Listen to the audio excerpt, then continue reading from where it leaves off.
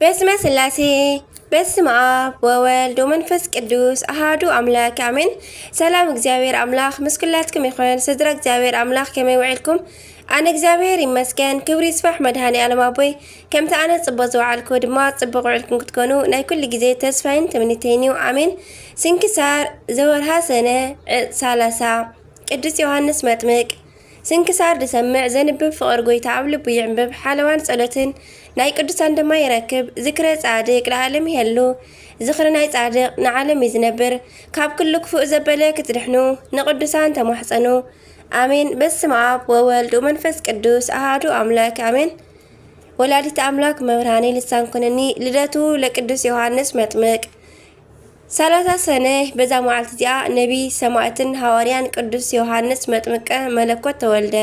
እዚ ቅዱስ አቦ ንቅዱስ እግዚአብሔር አስሚሮም ዝሓለፉ ንሰባት ብትምህርቶም ብትሩፋቶም ኣብ መወዳእታ እውን ብቃል ኪዳኖም ምስ ልዑል እግዚአብሔር ዘተዓርቁ ኣብ መንጎ እቶም ብግብሪ ጽድቂ ዝደኸምናን ናይ ምሕረት በዓል ቤት ዝኾነ እግዚአብሔር ኮይኖም ንድሕነትና ኩሉ ግዜ ንእግዚአብሔር ዝልምኑ ቅዱስ እግዚአብሔር ድማ ከም ቃሉ ንጸሎቶምን ምህለላኦምን ሰሚዑ ምላሽ ካብ ዝሃቦም ቅዱሳን ሓደ እቲ ንኣምላኽ ዘጥመቐ እናተባሃለ ክብሩ ዝምስከረሉ ቅዱስ ዮሐንስ መጥምቀ መለኮት እዩ። እግዚአብሔር ንኣገልግሎት ዝመረፆን ዝሓርዮን እዩ እሞ ዘይከም እቶም ካልኦት ህፃናት ገና ወዲ 6 ወርሒ ኮይኑ ኣብ ማህፀን ኣዲኡ ከሎ ንእግዚአብሔር ወልድ ናይ ኣምልኾ ስግደት ንቅድስት ድንግል ማርያም ድማ ናይ ጸጋ ስግደት ብሓጎስ ዝሰገደን ዘመስገነን ቅዱስን ዓብይን ኣቦ እዩ።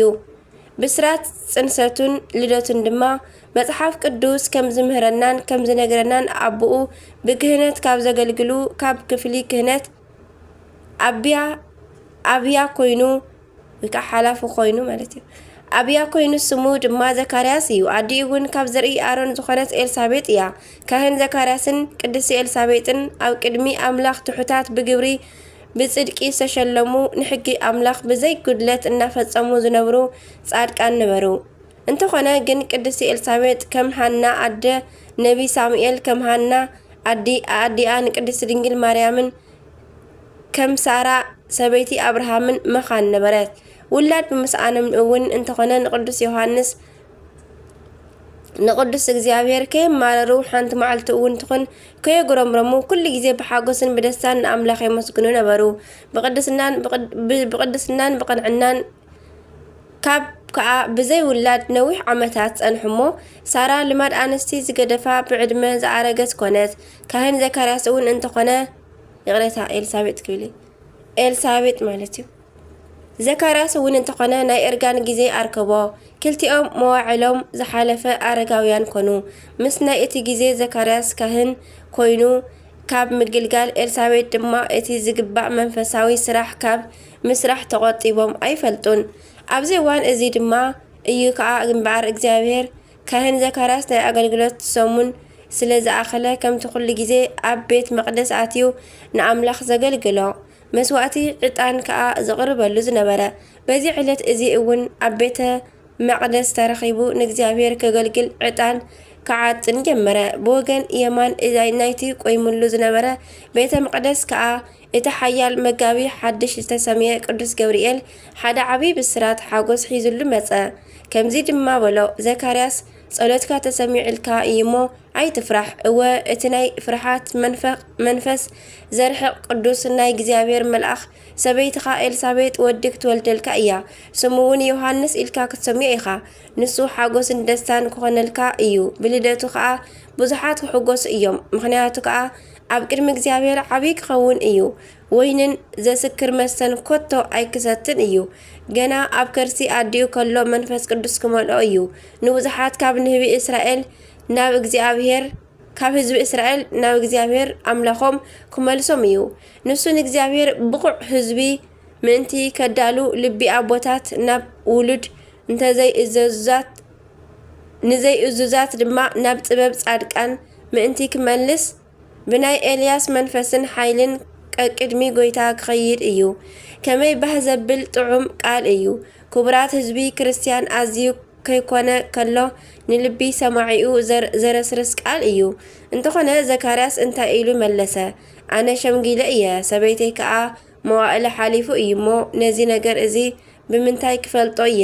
ከምቲ ሳራ ሰበይቲ አብርሃም እግዚአብሔር አምላኽ ንዓመታ ክምለሰካ እየ ሰበይትኻ ሳራ ክትጠንስ ወዲ ከዓ ክትወልድ እያ ኢሉ ንአብርሃም ዝተዛረቦ ብልባ አነ አሪገ መዓልትታተይ ተወዲኡ አብርሃም እውን አሪጉ እዩ ኢላ ብልባ ዝሰሓቀት ንውዕለት አምላኽ ከዓ ዝዘንግዐት ዘካርያስ እውን እቲ ንማህፀን ዝኸፍትን ዝዓፁን ውላድ ዝህብ ነቲ ዝሃበካ ውላድ እውን ዝወስድ ነቲ ሓያል መልአኹ ልኢኹ ናይ ብስራት ቃል ክሰምዕ ዝገበሮ ቅዱስ እግዚአብሔር ምዃኑ ዘንግዐ ብፍጹም ኣብ ስራሕ አምላኽ ከዓ ተጠራጠረ ልሳኑ አውፂኡ ከዓ ብምንታይ ክፈልጦ እየ በለ እንተኾነ እቲ ሓቀኛ ናይ ብስራት ቃል ሒዙሉ ዝመፀ ቅዱስ መልአኽ ድማ ኣነ ኣብ ቅድሚ አምላኽ ቆይመ ዘገልግል ገብርኤል እየ ናባኻ ዝተለኣኽኩ ድማ ነዚ ነገራት እዚ ክዛረበካን ከበስረካን እየ እንሆ ከዓ ነቲ ብግዚኡ ዝፍጸም ዘረባይ ስለዚ ኣመንካ ክሳዕ እዚ ዝፍጸመሉ መዓልቲ ዓባስ ክትከውን ኢኻ ምዝራብ እውን ክስእን ኢኻ ብድሕሪ እዚ ዘካርያስ ዝነበሮ አገልግሎት ፈጺሙ ናብ ቤቱ ተመልሰ እግዚአብሔር በቲ ቅዱስ መልአኽ ገይሩ ከም ዝተዛረቦ ቃል ድማ ኤልሳቤጥ ኣብ ግዜ እርጋና ጠነሰት ካብ አንስቲ ዝተወልዱ ዘበሉ ካብ ቅዱስ ዮሐንስ መጥምቅ ዝዓቢ ሓደ እኳ ከም ዘይትንስእ ብሓቂ ይብለኩም ኣለኹ ተባሂሉ ብኣምላኹ ዝተመስከረሉ ዮሐንስ ተጸንሰ ጸኒሱ እቲ ሓያል መልአከ እግዚአብሔር ቅዱስ ገብርኤል ድሕሪ ጽንሰት ናይ ቅዱስ ዮሐንስ 6 ወርሒ ናብ ናዝሬት ናይ ዞባ ገሊላ ናይ ቅድስት ድንግል ማርያም ከይዱ ከምቲ ኢሳያስ ነቢይ ዝተነበዮ ብድንግልና ጸኒሳ ብድንግልና ከም ትወልድ እቲ ኣብኣ ዝውለድ ካብኣ ዝውለድ ከዓ ቅዱስ ወዲ እግዚአብሔር መለኮታዊ ቃል ወልድ ብፍጹም ብፍሉይ ኣካሉ ከዓ ካብኣ ከም ዝውለድ ኣበሰራ መዓዝ እዚ ጥራይ እንሆ ብጥንሲ ናይ ቅድስቲ ኤልሳቤጥ እውን ባህ ክብላን ክትሕጎስንሲ ስለ ዘለዋ እንሆ ኤልሳቤጥ ዘመድኪ ሓብትነኸ እኳ ኣብ ግዜ እርጋና ወዲ ጸኒሳ ኣላ ነታ መኻን እትበሃል እዚ ሻድሻይ ወርሓ እዩ ሕጂ ወርሓይ ሻድሻይ ወርሓ እዩ ብምባል ስራሕ አምላኽ እጹብ ድንቂ ምዃኑ ንኤልሳቤጥ ተስፋ ኣብ ዝቆረፀትሉ ግዜ መኻንነታ ኣወጊዱ ከም ትጠንስ ዝገበራ ንዓኽ ድማ ብድንግልና ክትጠንሲ ብዘይ ዘርኢ ሰብኣይ ነታ ሓያል አምላኽ ክትጠንሲ ዝሰኣኖ ነገር የለን ክብል ስለ ናይ ኤልሳቤጥ ነገር እውን ኣዘንተወላ ነዚ ሰምዐት ቅድስት ድንግል ማርያም ኣዴና እንሆ ቀልጢፋ ናብ ኤልሳቤጥ ከደት እሞ ኤልሳቤጥ ቃል ኣደ አምላኽ ቅድስት ድንግል ማርያም ምስ ሰምዐት ልባ ብሓጎስ መልአ እሞ ዓው ብዝበለ ድምፂ ድማ እታ ንዓዓ ክትበፅሕ ኢላ ዝመፀት ቅድስት ድንግል ማርያም ኣደ አምላኻ ኣደ ጎይታ ምዃና መስከረት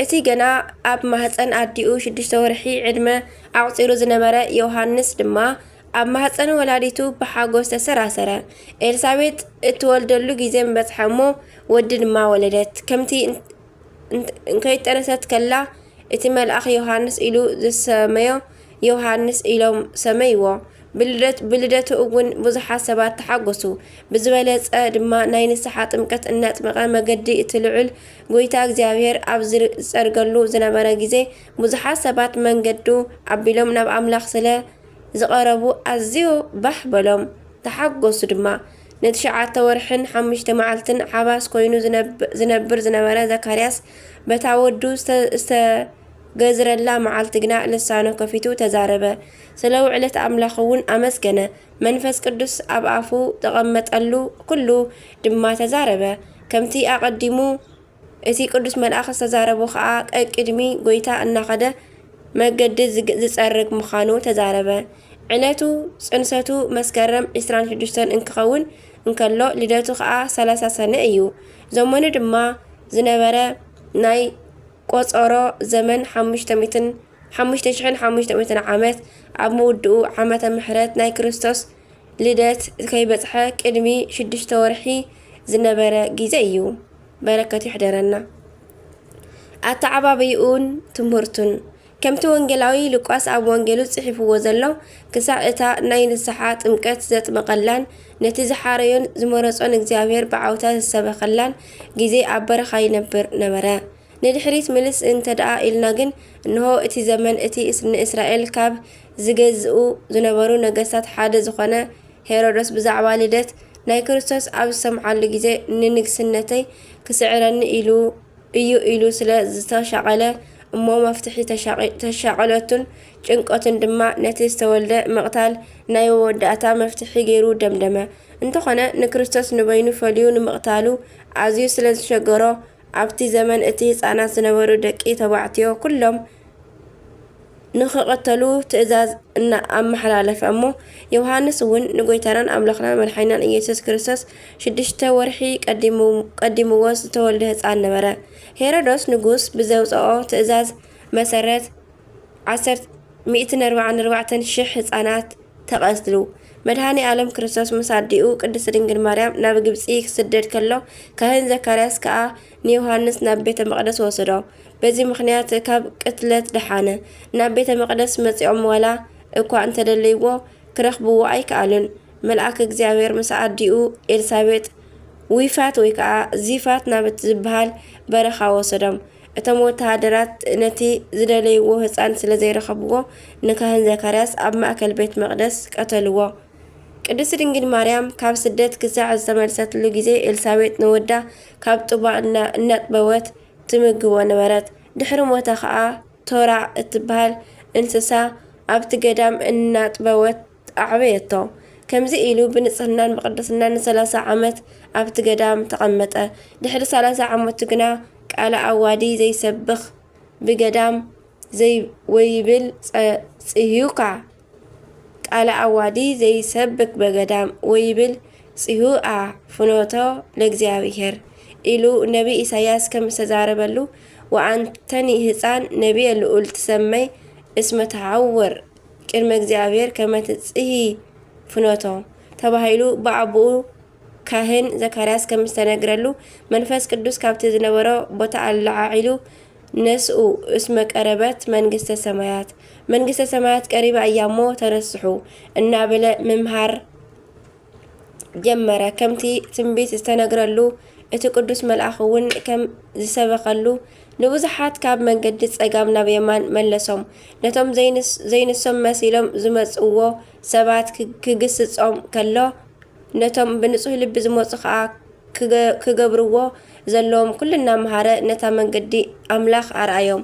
ከምዚ ኢሉ ከሎ ንሱ ጎይትኡን ንፈጣሪኡ ኣጥሚቑ ተባሂሉ ልዕልኡን ክንገረሉ ንክርስቶስ ኣምላኽና ድማ ብኢድ እቲ ዝፈጠሮ ዮሃንስ ተጠሚቑ ተባሂሉ ትሕትናኡ ክንገረሉ ንዓና ድማ መምህረ ትሕትና ኮይኑ ትሕትና ክምህረና ስርዓትን ምስጢርን ጥምቀት ድማ ክሰርዓልና ኣብ ማይ ዮርዳኖስ ኣጠመቆ። በዚ ከዓ ክብርን ልዕልን ተመስከረሉ ንኣምላኽ ተጥመቀ መጥምቀ መለኮት ተባሂሉ ተፀውዐ።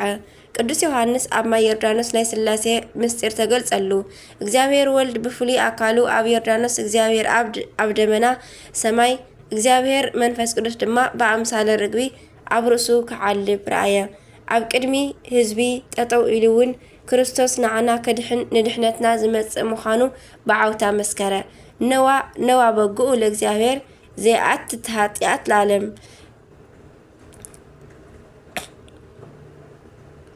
ኃጢአት ዓለም ዘርሕቕ ገንሸል ኣምላኽ እናበለ መሃረ። ስለ ናይ ክርስቶስ እንታነት ብዙሕ ግዜ ነቶም ዝሓትዎን ዝስዕብዎን ዝነበሩ ነገሮምን ኣፍለጦምን። በዚ መንገዲ እዚ ድማ ተዳልዮም ከዓ ብናይ ክርስቶስ ኣምላኽነት ኣመኑ። ምትረተ ርእሱ ቅዱስ ዮሃንስ ብመንፈስ ቅዱስ ተመልአ ንሰባት ከዓ በቲ ክኾንዎ ዘለዎም መንገዲ ዝግስጽን ዝምዕድን ነበረ። ናይ ንስሓ ጥምቀት እናጥመቐ መንነቶም ሸፊኖም ዘይንሳቶም መሲሎም ዝመጽዎ ገለ ካብ ፈሪሳውያንን ሰዱቃውያንን ገጽ ንገጽ ገሲጽዎም እዩ። ከምቲ ኩሉ ግዜ ኣብ ዝኸዶ ብመሪሕነት መንፈስ ቅዱስ ዝምህርን ዝግስጽን ዝነበረ እቲ ኣብ ዘመኑ ነጊሱ ዝነበረ ንጉስ ሄሮዶስ እውን ገሰጾ ዳ እምበር ኣይሓደጎን። ንጉስ ሄሮዶስ ንሰበይቲ ፊልጶስ ሓው ንሄሮድያዳ ኣውሲብዋ ስለ ዝነበረ ቅዱስ ዮሃንስ ኦ ሄሮዶስ ይከውነከ ታውስብ ብእሲተ እሁከ ፊልጶስ ንሰበይቲ ፊልጶስ ሓውካ ከተዋሰባ ኣይግበአካን ኢሉ ብትሪ ተቃወሞ እሞ በዚ ከዓ እቲ ገዛኢ ንዮሃንስ ናብ ቤተ ማእሰርቲ ከም ዝኣቱ ገበሮ። ከምዚ ኢሉ ከሎ ድማ ንጉስ ሄሮዶስ መዓልቲ ልደቱ ዘኽብረሉ ዕለት በፂሑ ብብልዕን ብመስተን ክሕጎስ ድሕሪ ምውዓሉ ኣብ መጨረሽታ ጓል ፊልጶስ ሓው ኣብ ማእከል ዕዱማት ኣጋይሽ ብሳዕስዒታ ስለ ዝሐጎሰቶ ንሱ ከዓ ክሳዕ ፍርቂ መንግስቱ እውን እንተኾነ ክህባ ምዃኑ ቃል ኣተወላ። እታ ጓል ናብ ኣዲኣ ናብ ሄሮድያዳ ከይዳ እቲ ዝኾነ ኩሉ ኣዘንተወትላ እሞ ኣዲኣ ከዓ እምበኣር እቲ ዝቃወመኒ ዘሎ ዮሃንስ እዩ እሞ ርእሱ ኣብ ጻሕሊ ጌርካ ሃበኒ በልዮ ኢላ ንጓላ ኣፋ ነወታ። ከም ቃል ኣዲኣ ድማ ከይዳ ንንጉስ ነገረቶ። ንሱ እውን ከም ቃሉ መሰረት ንልማኖኣ ሰሚዑ ርእሲ ዮሃንስ ቆሪጾም ክህብዋ ኣዘዘ። ዮሃንስ ክሳዱ ብሰይፊ ተቆርጸ። እወ እቲ ግደፍ ኣይትጋገ ንዓ ናብ መንገዲ እግዚአብሔር በቃሉ ተመራሕ ዝበለ ቅዱስ ዮሃንስ ርእሱ ብሰይፊ ከም ዝቆረጽ ተገብረ። እንተኾነ ድንቂ መካር ዝኾነ ኣምላኽና ንርእሲ ቅዱስ ዮሃንስ ክንፊ ጌራ ከም እትበርር ገበራ። ናብ ሄሮዶስ ከይዳ ከዓ ንሰበይቲ ፊልጶስ ሓውካ ክተውስባ ኣይግብአካን ኢላ ኣብ ርእሱ ኮይና ተዛረበት። ብድሕሪኡ በሪራ ከደት። ንስጋኡ ድማ ደቂ መዛሙርቱ ቀበርዎ። ርእሱ ግና 15 ዓመታት ወንጌል ምሂራ ድሕሪ 15 ዓመት መያዝያ ኣዕረፈት። ጸሎትን በረከትን ረድኤትን ናይ ቅዱስ ዮሃንስ መጥምቀ መለኮት ምስ ኩልና ህዝበ ክርስቲያን ይኹን አሜን። አርኬ ድማ ከምዚ ይብል ሰላም ለጽንሰትከ እንበለ ኃጢአት ወግማኔ ወለልደትከ ሰላም አመሳላሳሁ ለሰኔ ዮሐንስ ዘኮን ከደመና ሰማይ ኮናኔ አዝን መና አእምሮ ወህብስተ ጥበብ መድኃኔ ሀብ ህዝብ ልቤ ሀብሩ ወገብሩ ኮርጓኔ ሰላም ለልደትከ ከመ ገብርኤል አደሞ ስድስተ አውረሃ ለልደተ ክርስቶስ እንተ ቀደሞ ዮሐንስ ሲሂን ወሙኡዝ እምቀናንሞ ለለነበብኩ በጽሂቅ ለመልክእከ ሰላሞ ከመ ከላስስት በህፅንከ ሲሞ። ከምኡውን በዛ መዓልቲ እዚኣ ናይ ማርያምን ማርታን ናይ ገብረ ክርስቶስ መኮንንን ናይ ኣባ ሄራን መዘከርታኦም እዩ። ንእግዚአብሔር አምላኽና ምስጋና ይኹን፣ ብናይ ኩሎም ቅዱሳን ድማ ይምሓረና አሜን። ዘውደቆ ድማ በኣፈ ቅዱሳን ድጓ መላእክት ታርምልኝ። በስመ ስላሴ በስመ አብ ወወልድ ወመንፈስ ቅዱስ አሃዱ አምላክ አሜን። ሕጂ ድማ ናይ ሓምለ ሓደ ናይ ባሕቲ ናይ መብርሃን አደይ ንቕፅል አሜን። በስመ አብ ወወልድ ወመንፈስ ቅዱስ አሃዱ አምላክ አሜን። ጣዕሚ ፍቕሪ ኣማላድነታ ኣደነታ ናይ ወላዲት አምላኽ መስክላትና ይኹን አሜን። ከምኡ ድማ ሰማዕትነት ቅዱስ አግናጢዮስ ሓምለ ሓደ በዛ ዕለት እዚኣ ሰማዕትነት ቅዱስ አግናጢዮስ ምጡ ንኣንበሳ ዝዝከረሉ መዓልቲ እዩ። ኣብ ወንጌል ተጻሒፉ ከም ዘሎ ጎይታ ኣብ ዘመነ ስብከቱ ኣቦታትና ሐዋርያት ብኽብሪ ካባና እቲ ዝዓበየ መን እዩ ኣብ ዝበልሉ ጊዜ ጎይታ ካብ ማእከሎም ሓደ ህፃን ኣቆሙ። ከምዚ ህፃን እንተዘይኮይንኩም መንግስተ ሰማይ ክትኣቱ ኣይትኽእሉን ብምባል ትሕትና ኣስተምሃረ። ነዚ ናይ ትሕትና ትምህርቲ መምህር ዝኾነ ህፃን ቅዱስ አግናጢዮስ እዩ። ቅዱስ አግናጢዮስ ምስ ዓበየ ወደ መዝሙርን ንረድእን ሐዋርያ ቅዱስ ዮሐንስ ወንጌላዊ ብምዃን ሓደ ካብቶም ተኸተልቲ ሐዋርያን ኣበው እውን እዩ።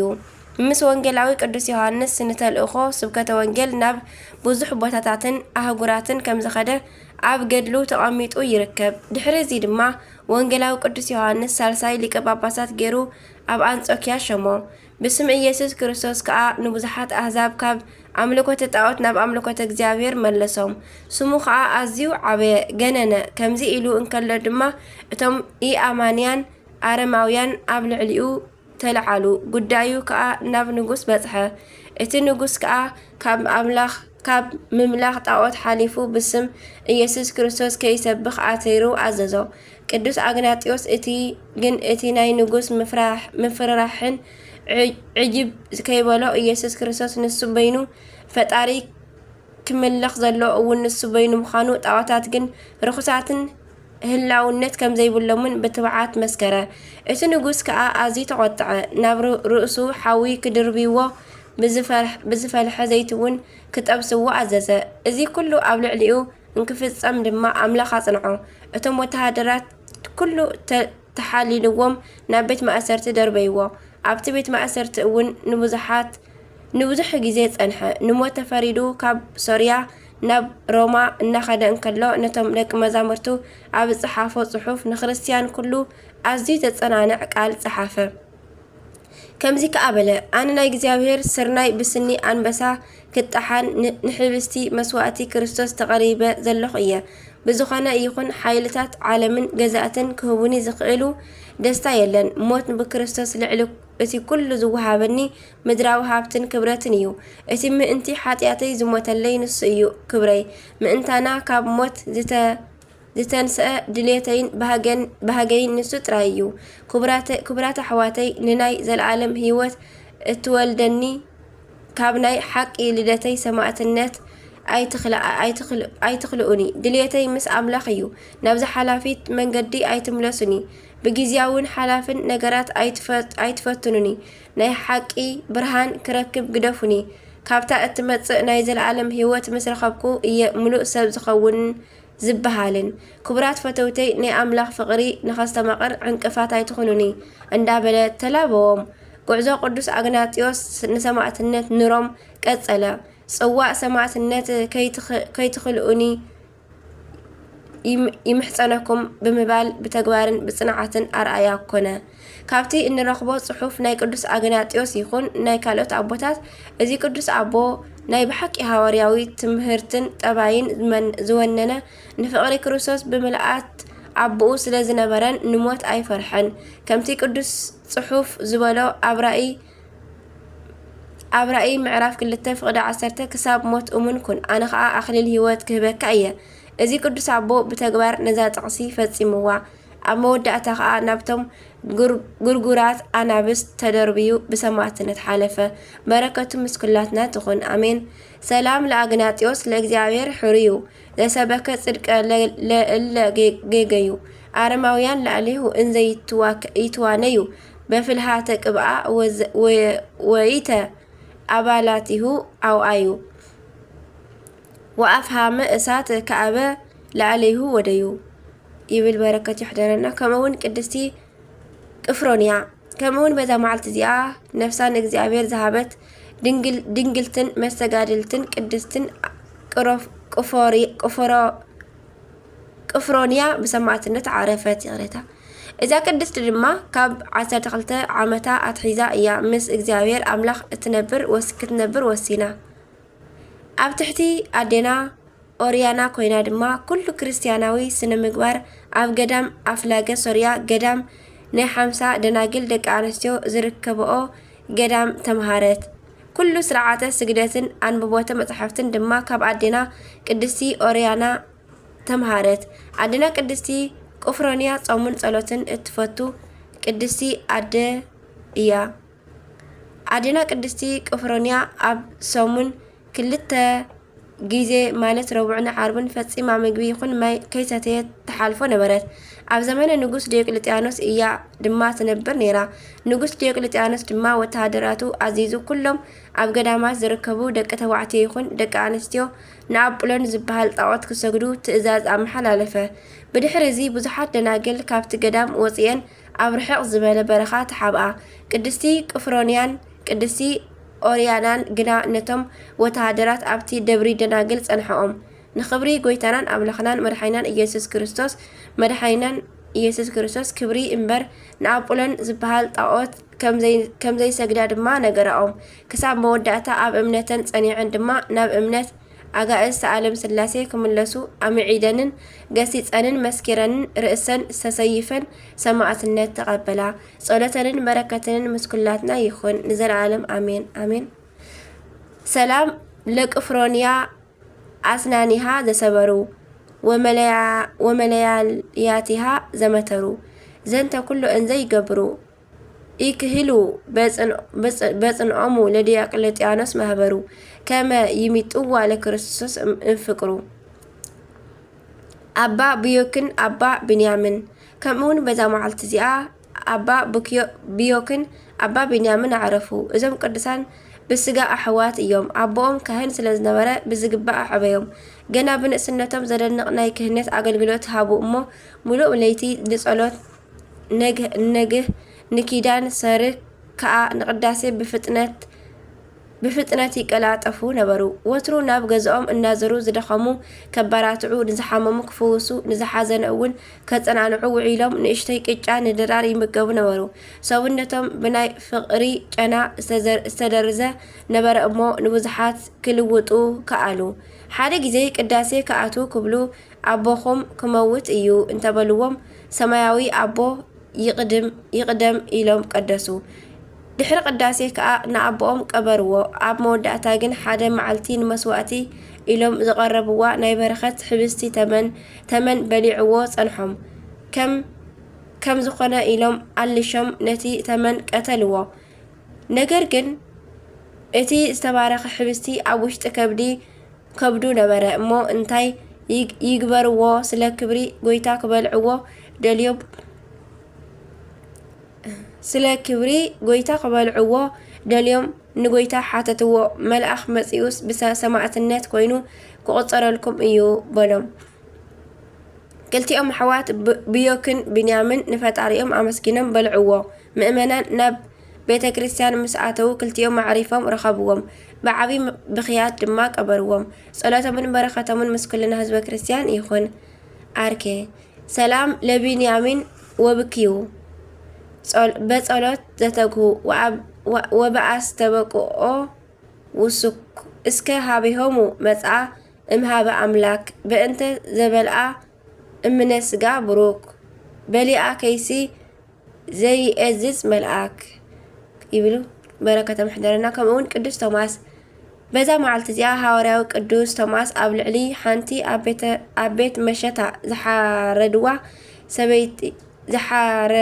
ዝሓረድዋ ሰበይቲ ተኣምር ገበረ እዚ ከዓ ካብ ዘቦታት ህንዲ ኣብ ሓደ ቦታ ወንጌል ሰቢኹ ፍርቆም ከኣምኑ ከለዉ ፍርቆም ከዓ እምቢ በሉ ቅዱስ ቶማስ ከዓ ነቶም ዝኣመንዎ ካብ ጣዖት ኣምልኹ ካብ ዝሙት ህደሙ ኢሉ መኸሮም ምኽሩ ካብ ዝሰምዕዎ ሓደ ሰብ በታ ምሸት ክሰቲ ኢሉ ናብ ቤት መስተ ኣተወ ኩሉ ሰብ ምስ ወፀ በዓልቲ እንዳ መስተ ከም ዝለመደቶ ብሓንሳብ ክድቅሱ ምስ ተሓተተቶ ከመይ ጌርኪ ሃዋርያ ካብ ዝሙት ህደሙ እናበለ ከምዚ ትብሊ ኣለኺ ብዝብል ሰይፍ ኣውፂኡ ክሳዳ ቆረፃ ንሱ ጽቡቕ ዝገበረ እዩ መሲልዎ ዝሰርሖ ስራሕ ግን ኣህዛባዊ ግብሪ እዩ ንጽባሒቱ ቅዱስ ቶማስ ነቲ ነገር ሰሚዑ ሰባት ኣከበ እሞ እዚ ናይ እንስሳዊ ተግባር ዝፈጸመ መን እዩ ክብል ሓተተ ፍጻሜኡ ግን ኣይፍለጥን ብዝብል ስቕ በለ ሽዑ ቅዱስ ሃዋርያኒ ባኒ ኣልዒሉ ቆረሰ እሞ ንበረኸት እናኣልዓልኩም ውሰዱ በለ እቲ ሰብ ተረኣዩ ሓልዩ ከልዕል ክብል ኢዱ ለመሰት ሃዋርያ እንታይ ደኣ ዝወደይ እንታይ ኮይንካ በሎ ንሱ ከዓ ከም ዘየምለጠ ምስ ፈለጠ እቲ ሓቂ ተናዘዘ ቅዱስ ቶማስ ግን ኩሉ ህዝቢ ተኣኪቡ እንከሎ ነቲ መንእሰይ ገሰጾ ዓስከረን እታ ዝሞተት ኣምጽኡለ ይበሎም ናይቲ መንእሰይ ኢድ ፈዊሱ በል ዝቐተልኩኺ ኣነ ዘተንስኣክ ግን ጎይታ ኢየሱስ ክርስቶስ እዩ يغريتا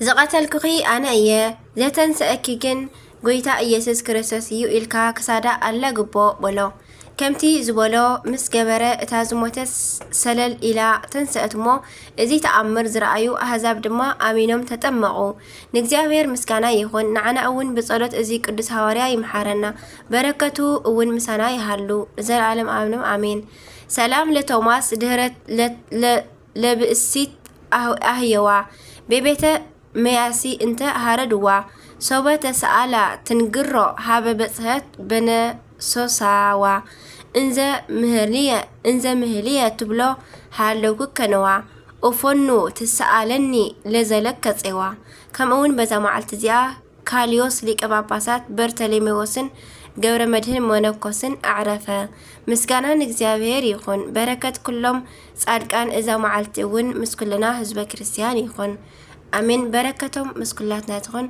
زودقة زنت أباك قال كون زيما بعفة قدسان تقال ملاك تعرملي أمين أمين وأمين ولكل ملاك تسماي أبونا زب السمايات يتقدس مكاتم ساعة من قستك ويكون فقادك በከመ በሰማይ ከማሁ በምድር ሲሳየነ ዘለለ ዕለትነ ሀበነ ዮም ህድግ ለነ አበሳነ ወጌጋየነ ከመ ንሕነኒ ንህድግ ለዘአበሰለነ ኢታብአነ እግዚኦ ውስተ መንሱት አላ አድኅነነ ወባልሐነ ኩሎ ኩይስ መዚአከ ይእቲ መንግስት ኃይሎ ስብሐት ለዓለመ ዓለም አሜን። በሰላም ቅዱስ ገብርኤል መልአክ እግዝእትየ ማርያም ሰላም ለኪ ድንግል በድናች ወድንግል በስጋች እግዚአብሔር ጸባኦት ሰላም ለኪ ቡሩክት አንቲ እምአንስቶ ቡሩክ ፍሬ ከርሥኪ ተፈሥሒ ፍሥሕት ኦ ማርያም ተጸጋ ምልዕተ ውዳሴ ምልዕተ ሞገስ ምልዕተ ኩሉ እግዚአብሔር ምስሌኪ ሰአሎ ጽልሐ ፍቅር ወልድኪ ኢየሱስ ክርስቶስ ከመ ይስራይ ለነ ኃጣውኢነ ተማኅፀነ ክራንቺ አሜን። ስብሐት ለእግዚአብሔር ወለወላዲቱ ድንግል ወለመስቀሉ